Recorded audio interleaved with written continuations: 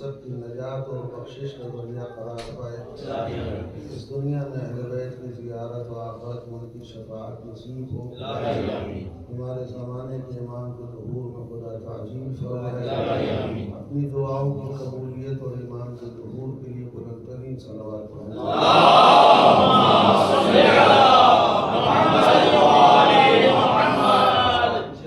قرآن مجید کے چھوٹا سا سورہ جسے سورہ والعصر کہتے ہیں، ارشاد پروردگار ہے والعصر ان الانسان لفی خسر،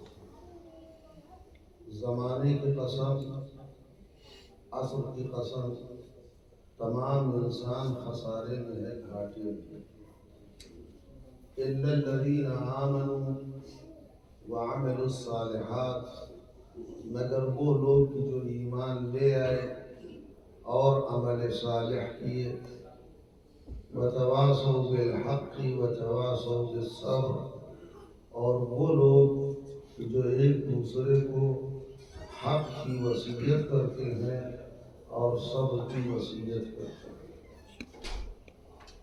خداوند عالم پوری دنیائے انسانیت کے خسارے اور گھاٹے میں رہنے کو اعلان کر رہا ہے کہ تمام انسان گھاٹے میں ہیں۔ صرف 4 طرح کے افراد جن کے اندر 4 صفتیں پائی جاتی ہیں وہ اس گھاٹے اور خسارے سے محفوظ ہیں۔ پہلی چیز وہ کہ جو ایمان لے آئے، مومن ہو۔ دوسرا، ایمان لانے کے بعد عمل صالح۔ تیسرا، ایمان و عمل صالح کے بعد ایک دوسرے کو حق کی تلقین و وصیت کرے اور ایک دوسرے کو صبر کی تلقین و وصیت کرے۔ اگر یہ 4 صفتیں کسی کے اندر پائی جاتی ہیں تو وہ گھاٹے میں نہیں ہیں، وہ خسارے میں نہیں ہیں۔ اور اللہ نے یہاں پر ایک الا بیچ میں رکھا ہے، الا سے پہلے خسارہ ہے، الا کے بعد فائدہ ہے، گھاٹے فائدے میں نہیں ہو۔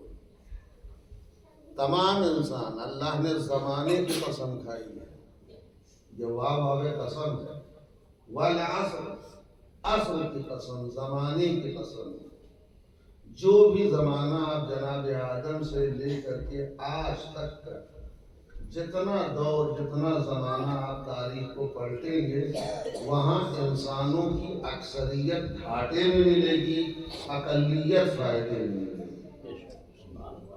جس زمانے کو بھی آپ لے لیجئے، وہاں پر زیادہ تر لوگ گھاٹے میں، خسارے میں نظر آئیں گے، اور کم لوگ ہیں، اقلیت میں ہیں جو فائدے میں نظر آئیں گے۔ لہذا اللہ نے عصر کی قسم اسی لیے کھائی ہے کہ جب تک یہ انسان زمانے اور عصر کے بہاؤ میں بہتا رہے گا اس وقت تک یہ گھاٹے میں رہے گا، لیکن جس دن یہ صاحب العصر کے پرچم کے نیچے آئے گا گھاٹے سے بچ جائے گا۔ سبحان اللہ، سبحان اللہ۔ لہذا پہلی منزل پہ ہے گھاٹے سے بچنا ہے تو ایمان، خالی کلمہ پڑھ لینا کافی نہیں۔ اسلام اور ایمان میں فرق، جو خالی زبان تک رہے وہ اسلام ہے، جو دل میں شہد بن کے اتر جائے وہ ایمان ہے۔ ایمان لانا، اسلام لانا نہیں۔ لہذا قرآن کہتا ہے جب عرب کے بدو پیغمبر کے پاس آتے تھے، وقالت الاعراب آمنا، عرب کے گمار، عرب کے بدو جب پیغمبر کے پاس آتے تھے کہتے تھے سرکار ہم تو آپ پر ایمان لے آئے۔ قرآن کہتا ہے قل لم تؤمنوا ولکن قولوا اسلمنا، پیغمبر ان لوگوں سے کہہ دو کہ تم ایمان نہیں لائے ہو، کہو اسلام لائے ہیں۔ لما يدخل الایمان فی قلوبکم، اس لیے کبھی ایمان تمہارے دلوں میں داخل نہیں ہوا۔ سبحان اللہ۔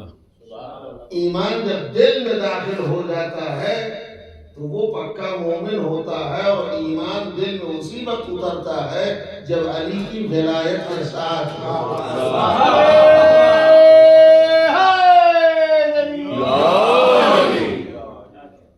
اس لیے کہ جب تک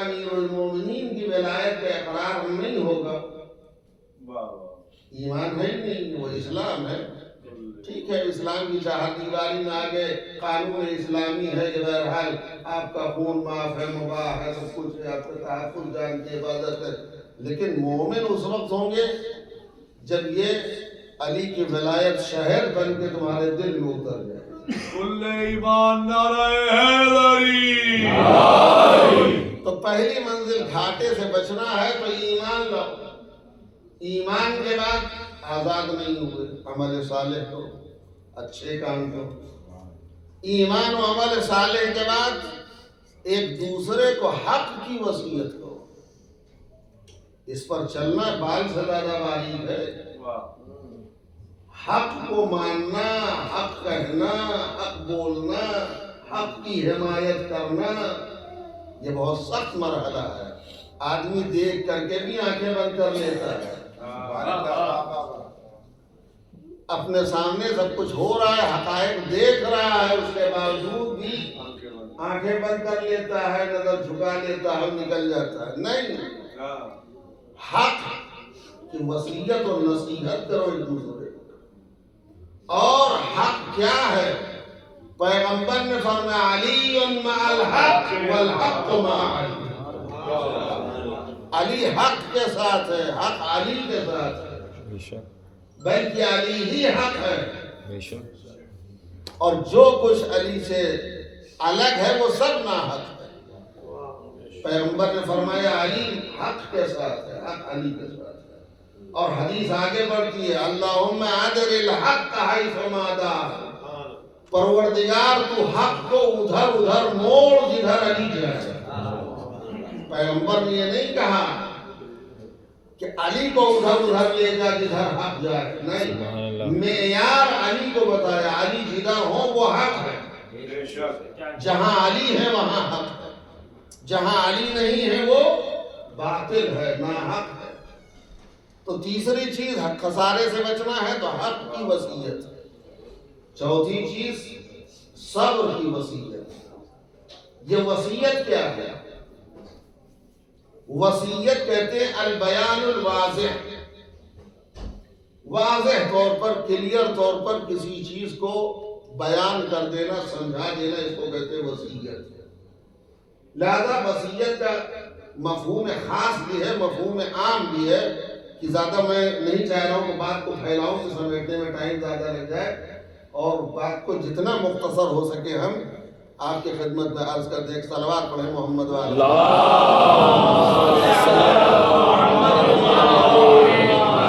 وصیت یعنی اپنے بعد مستقبل کے لیے کچھ بیان کر کے جانا، یہ ہے وصیت۔ قرآن نے اشارہ کیا شرع لکم من الدین ما وصى به نوحا وأوحينا إليك ما وصينا به إبراهيم وموسى وعيسى، اے پیغمبر ہم نے آپ کو تمام شریعتیں وحی کی جن کو ہم نے موسیٰ اور ابراہیم اور عیسیٰ اور نوح کو وصیت کے ذریعے دیا تھا۔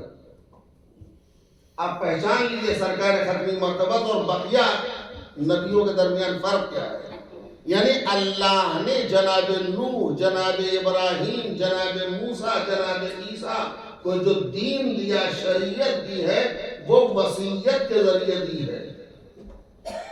لیکن سرکار ختمی مرتبت کے لیے کہہ رہا اوحینا الیک، ہم نے تمہاری طرف یہی ساری شریعتیں وحی کر دی۔ یعنی بقیہ نبیوں کو دین و شریعت ملا ہے وصیت کے ذریعے، سرکار ختمی مرتبت کو دین و شریعت ملا ہے وحی کے ذریعے۔ یعنی بقیہ تمام نبیوں کی شریعتیں جو ہیں تحریری شکل میں آئیں، پیغمبر اسلام کو شریعت ان کے مزاج میں ڈال دیا، پیغمبر اسلام کے مزاج میں شریعت ڈال دی گئی ہے۔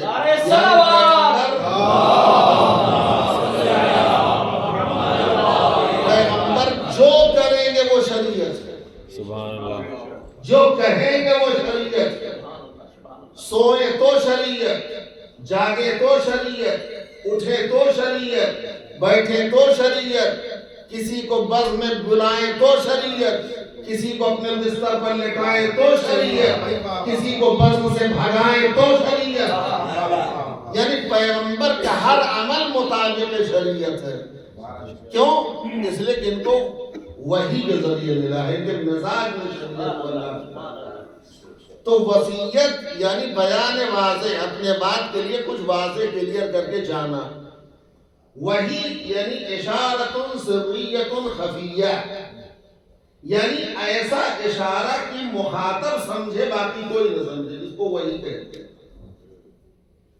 عزیزان گرامی، وصیت جو ہے قرآن اس کے متعلق بہت آیتیں آپ کو مل جائیں گی۔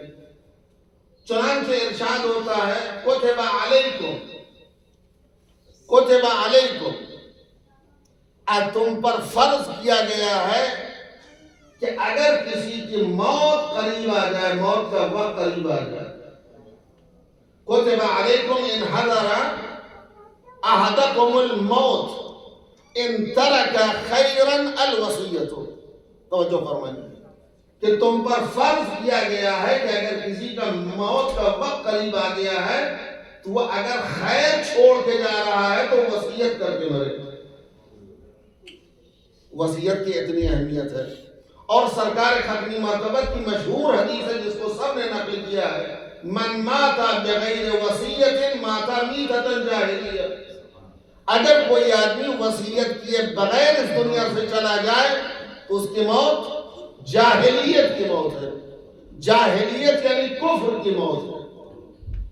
تو وصیت کے لیے پیغمبر اتنا اہتمام کر رہے ہیں کہ جاؤ اس دنیا سے جانے سے پہلے وصیت کر کے جاؤ، اور قرآن بھی اس پر مہر لگا رہا ہے کہ اگر تم خیر چھوڑ کے جا رہے ہو تو وصیت کرو۔ ان ترک خیرن، اگر مرنے والا خیر چھوڑ کے جا رہا ہے تو وصیت، تو وصیت کا تعلق خیر سے ہے، شر سے نہیں ہے۔ اگر خیر چھوڑ کے جا رہا ہے تو انسان وصیت کرے اس کے متعلق، اگر شر چھوڑ کے جا رہا ہے، برائی چھوڑ کے جا رہا ہے تو وصیت کی ضرورت نہیں ہے۔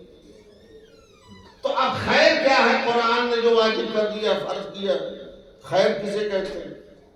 تو قرآن سے اگر پوچھیں گے خیر تو قرآن آواز دیتا ہے، اذا قیل للذین اتقوا ماذا انزل ربکم قالوا خیرا۔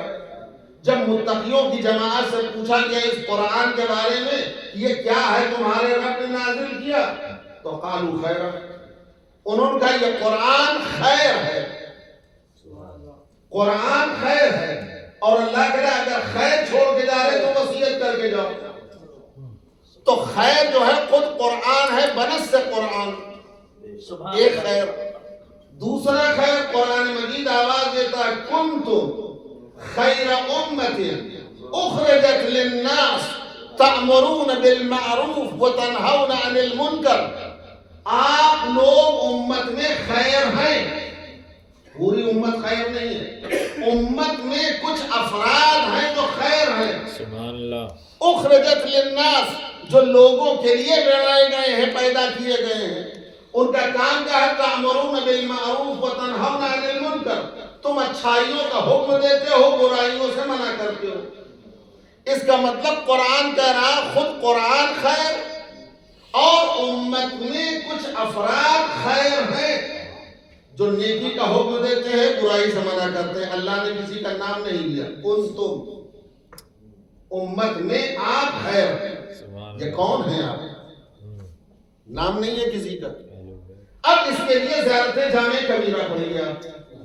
جب زیارت جامع کبیرہ پڑھیں گے تو وہاں بھی یہ فقرہ آپ کو ملے گا، ان ذکر الخیر کنتم اولہ واصلہ وفرعہ ومعدنہ ومأواہ ومنتہاہ۔ اے اہل بیت اطہار، جہاں جہاں خیر کا ذکر ہوتا ہے اس کی ابتدا آپ ہیں، اس کی انتہا آپ ہیں، اس کا مبدا آپ ہیں، اس کا منتہا آپ ہیں، اس کا آغاز آپ ہیں، اس کا انجام آپ ہیں۔ یعنی جب خیر تھک کر کے چور ہو جاتا ہے تو آل محمد کے قدموں سے سر رکھ دیتا ہے۔ نعرے حیدری۔ تو زیارت جامع کبیرہ قرآن کہہ رہا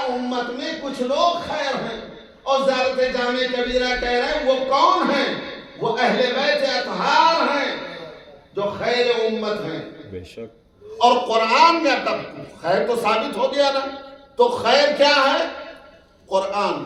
خیر کیا ہے؟ اہل بیت. اب قرآن نے کیا کہا؟ ان ترکا خیرن. اگر مرنے والا خیر چھوڑ کے جا رہا ہے تو اس خیر کے بارے میں وصیت کرے. جب خیر چھوڑ کے جا رہا ہے تو وصیت کرے. عزیزوں یہ وصیت کا حکم سرکار نے پوری امت کو دیا ہے، کیا اس حکم پر عمل نہیں کریں گے؟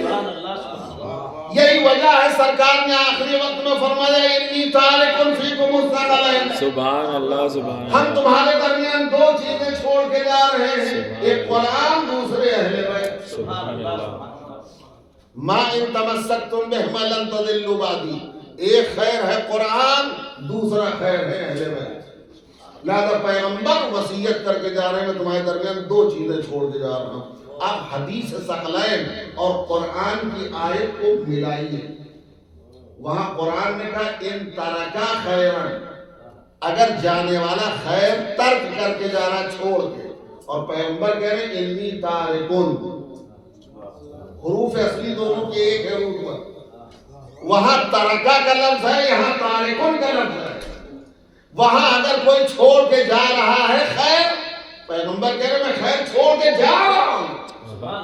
قرآن و اہل بیت. یہ تارکن کا لفظ بتا رہا ہے کہ پیغمبر کی زندگی کا آخری جملہ ہے. میں جا رہا ہوں چھوڑ کے، میں خیر چھوڑ کے جا رہا ہوں. قرآن و اہل بیت تو پیغمبر کی زندگی کا آخری جملہ ہے حدیث ثقلین. اور پیغمبر کی زندگی کا پہلا جملہ کیا تھا؟ قولوا لا الہ الا اللہ تفلحوا. کہو اللہ ایک ہے فلاح پا جاؤ گے. تو لا الہ الا اللہ ہے پیغمبر اسلام کی زندگی کا پہلا فقرہ، اور حدیث ثقلین ہے زندگی کا آخری فقرہ. اگر کوئی لا الہ الا اللہ کا انکار کر دے تو پوری دنیا اسے کافر کہتی ہے. تو جب لا الہ الا اللہ کا منکر کافر ہوا تو رسول کی زندگی کا آخری فقرہ حدیث ثقلین اگر کوئی انکار کر دے تو وہ مسلمان کیسے؟ وہ مسلمان کیسے؟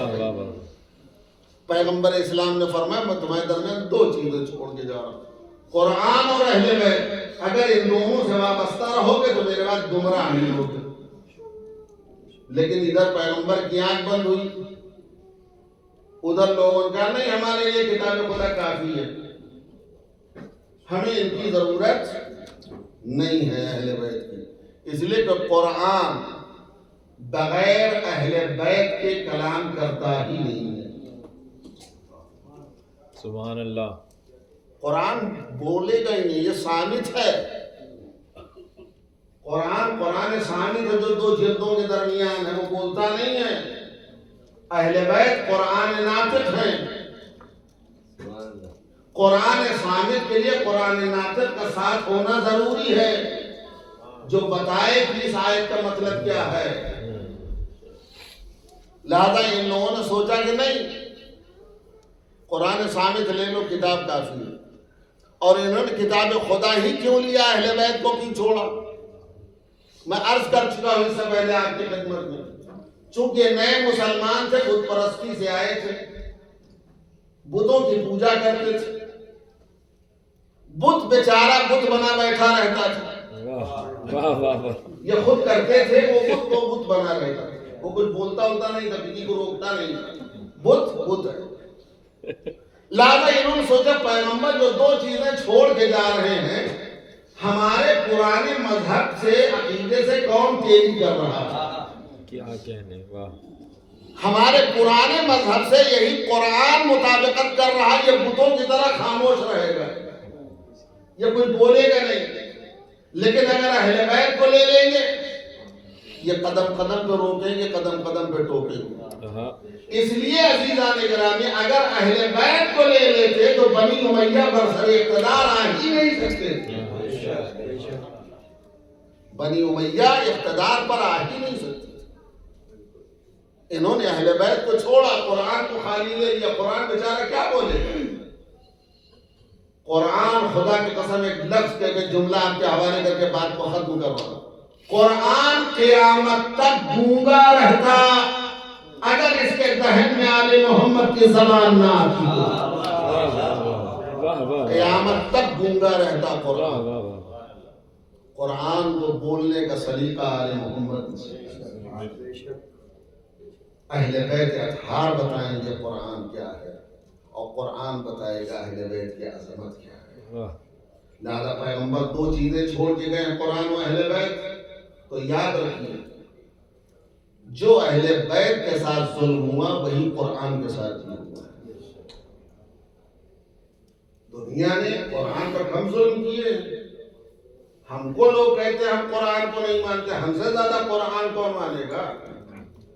ہاں یہ کہ ہم رکھتے نہیں خالی جھوم جھوم کے پڑھتے نہیں ہیں، ہم حافظ نہیں ہیں، محافظ قرآن ہیں۔ سبحان اللہ سبحان اللہ ہم حافظ نہیں بناتے، ہم محافظ بناتے ہیں۔ واہ واہ واہ واہ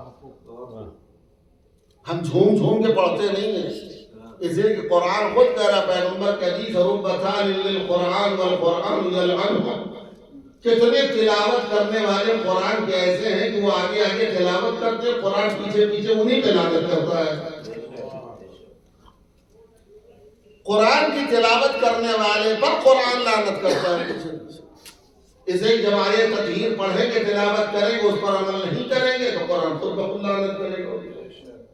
آیے مودت پڑھیں گے، اس پر عمل نہیں کریں گے، شان نزول نہیں سمجھیں گے، قرآن انہی پہ لعنت کرتا چلا جائے۔ تو جو انہوں نے قرآن صامت کے ساتھ کیا وہی قرآن ناطق کے ساتھ، کوئی فرق نہیں ہے۔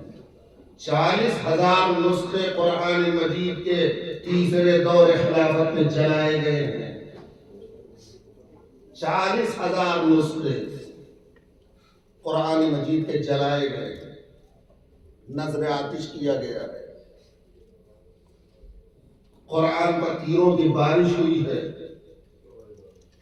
قرآن کو نذر آتش کیا گیا ہے، قرآن کو روندا گیا ہے، بالکل ویسے ہی جیسے قرآن ناطق کے ساتھ جو ظلم ہوا ہے وہی قرآن صامت کے ساتھ۔ اگر قرآن صامت کو نیزوں پہ چڑھایا گیا تو قرآن ناطق کے سروں کو بھی نیزوں پہ چڑھایا گیا۔ اگر قرآن صامت پر تیروں کی بارش ہوئی تو قرآن ناطق کے جسموں کو تیروں سے چھلنی کر ہائے دیا۔ ہائے ہائے اگر قرآن صامت کو پیروں سے روندا گیا ہے تو قرآن ناطق کے پاروں کو گھوڑوں کی ٹاپوں سے روندا گیا ہے۔ اجرکم اللہ، خدا آپ کو کوئی غم نہ دے سوائے غم مظلوم کربلا کے۔ ارباب آج 11 محرم ہے، میں نے آسانی سے یہ جملہ کہہ دیا اور آپ نے سن بھی لیا، آج 11 محرم ہے۔ 11 محرم کی وہ دردناک تاریخ ہے کہ سرکار سید الشہداء کی شہادت کے بعد آل محمد پر جو مصیبتیں ڈھائی گئی ہیں، جو ستم ایجاد کیے گئے ہیں، کائنات میں کسی پر ایسا ظلم نہیں ڈھایا گیا ہوگا۔ ایک بیٹا ہے سید سجاد جس کو قیدی بنایا گیا ہے، ہاتھوں میں ہتھکڑی پہنائی گئی، کمر میں لنگر ڈالا گیا، پیروں میں بیڑی ڈالی گئی اور گلے میں خاردار توق پہنایا۔ عزیزوں، خاردار توق کسے کہتے ہیں؟ آپ نے برابر مقاتل میں مسائل میں سنا ہے۔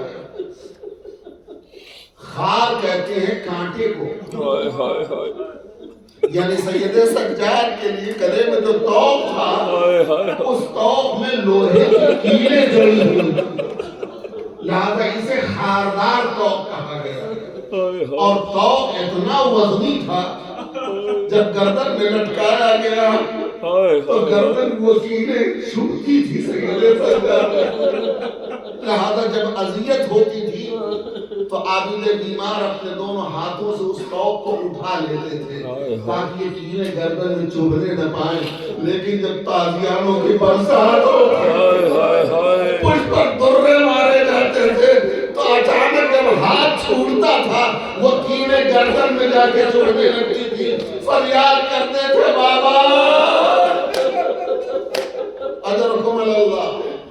آپ کی آواز کے لیے بلند رو لیجیے جناب زینب کبریٰ.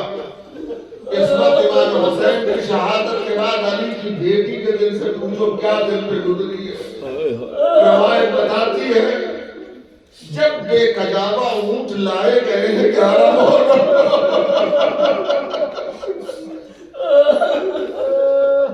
عزیزوں اونٹ ایک ایسا جانور ہے جو سامان ڈھونے کے لیے تو ٹھیک ہے لیکن سواری کے لیے اچھا جانور نہیں ہے. اور اگر اس میں کجاوا نہ ہو تو بالکل سواری بے کجاوا اونٹ لا کے بٹھا دیے گئے کربلا میں میدان میں اور حکم دیا گیا ان بیویوں کو ان بے کجاوا اونٹوں کو سوار ہونا ہے. اللہ اکبر. آپ انصاف سے بتائیں علی کی بیٹی زینب کبریٰ کے دل میں کیا گزری ہوگی. ہاتھ رسیوں میں بندھے ہوئے ہیں, پسے گردن ہاتھ بندھے ہوئے ہیں, بے مخمل چادر ہے زینب کبریٰ. اور جب بے کجاوا اونٹ لا کے رکھے گئے اور جناب زینب کبریٰ سے کہا کہ اپنی اونٹوں پر بیویوں کو بیٹھنا ہے تو جتنی سیدانیاں تھی اللہ اکبر پریشان ہو گئی. ایک ایک بیوی ایک دوسرے بیوی کے پیچھے پناہ لے رہی تھی, چل رہی تھی. جناب زینب کبریٰ فرماتی ہے گھبراؤ نہیں, ہم ہیں. اگر عباس نہیں ہے, قاسم اکبر نہیں ہے, یہ ذمہ داری میری ہے. روایت کہتی ہے ایک ایک بیوی کا ہاتھ پکڑ کر کے جناب زینب نے بے کجاوا اونٹ پر بٹھایا, ناطے پر بٹھایا. ساری بیویوں کو بٹھانے کے بعد اب زینب اکیلی ہے. علی کی بیٹی تنہا ہے. اب کوئی نہیں ہے جناب زینب کو سوار کرے. لہذا آنکھوں میں آنسو آئے, فرات کا رخ کیا, فرات کی طرف نگاہ کی, آواز دی بھیا عباس. اے میرے بھیا بڑی شان و شوکت و اہتمام سے مدینے سے لائے تھے. اے بھیا کیا کربلا سے نہ لے چلو گے؟ اللہ اکبر. روایت کہتی ہے جناب زینب آنسو بہ رہے تھے, فریاد کر رہی تھی, ادھر ادھر دیکھ رہی تھی. ایک مرتبہ جناب زینب کے کانوں میں کسی کے سسکیاں رینے کی آواز آئی. پیچھے مڑ کو دیکھا تو کون تھی؟ جناب فضہ ہاتھوں کو جناب فضہ ہاتھوں کو جوڑے کھڑی تھی, کانپ رہی تھی جناب فضہ. جناب فضہ آگے بڑی شہزادی میں آپ کو سوار کر دیتی ہوں. جناب زینب نے فرمایا نہیں فضہ, یہ ہماری ذمہ داری ہے. بھیا نے آخر وقت میں سب کو ہمارے حوالے کیا تھا, میں تمہیں سوار کروں گی فضہ. میں علی, میں عباس بھی بن جاؤں گی, حسین کا تو فریضہ انجام دوں گی. اللہ اکبر. علی کی بیٹی آگے بڑھی, جناب فضہ کا بازو پکڑا, ناطے پہ بٹھایا. اب تو فضہ بھی سوار ہو گئی عزیزوں, اب کوئی نہ بچا ہے. اب زینب کبریٰ اکیلی ہے. عجیب امتحان ہے جناب زینب کے لیے, عجیب امتحان ہے.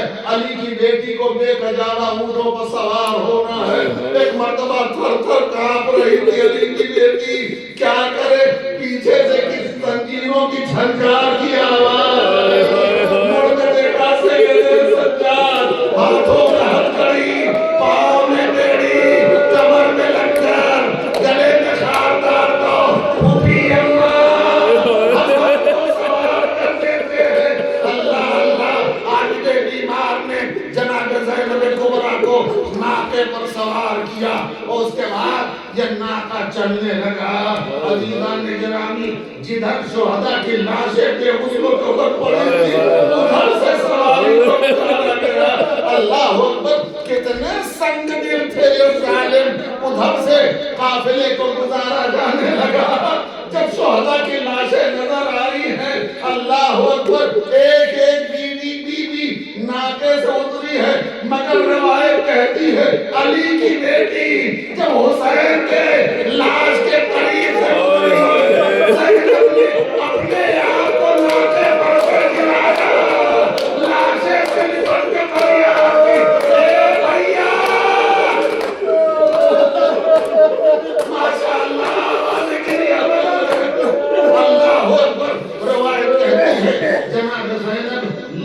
گئی کٹے ہوئے گلے پر منہ رکھ دیا بوسہ دینے کے لیے اللہ اکبر روایت کی جناب زینب چاروں طرف بھائی کے طواف کر رہی ہے سید سجاد نے پوچھا پھوپھی اماں کیا بات ہے کہا بیٹا میں خالی جگہ دیکھ رہی ہوں جہاں اپنے بھیا کو بوسہ دے سکوں جس پر کوئی جگہ نہیں ہے جہاں سر کا نشان نہ ہو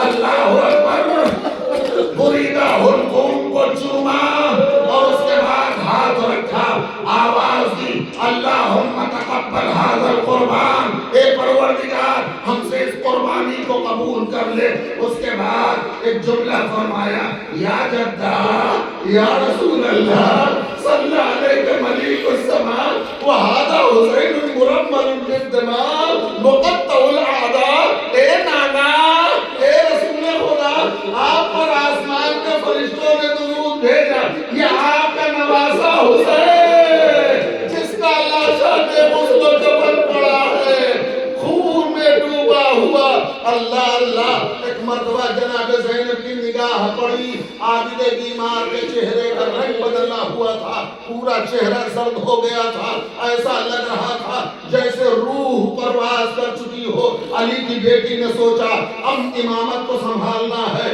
امامت کو بچانا ہے ایک مرتبہ زینب آگے بڑھی اے میرے لال سید سجاد کیا دیکھ رہی ہوں تمہارے چہرے کا رنگ متغیر کیوں ہے اے بیٹا کیا تم بھی دانے جدائی دے دو گے ایک مرتبہ عابد بیمار نے فرمایا پھوپھی اماں وہ بیٹا کیا کرے جو موجود تو ہے لیکن اس کے بعد لاشا جلتی ہوئی زمین پر بے غسل و کفن واہ حسین